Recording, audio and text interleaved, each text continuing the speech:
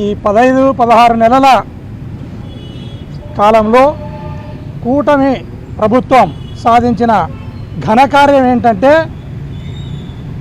మీరు జైలు అంటున్నారు, మేము బెయిల్ అంటున్నాం, మీరు జైలు అంటున్నారు, మేము బెయిల్ అంటున్నాం, మీరు జైలు అంటున్నారు, మేము బెయిల్ అంటున్నాం.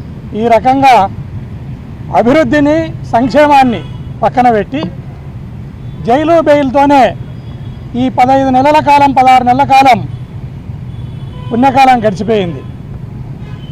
అయ్యా చంద్రబాబు నాయుడు, నీ లాఠీలతోనూ, తుపాకీ తూటాలతోనూ, పోలీస్ స్టేషన్లతోనూ, ఇట్లాంటి సెంట్రల్ జైళ్లతోనూ, నీ ఎర్రబుక్కుతోనూ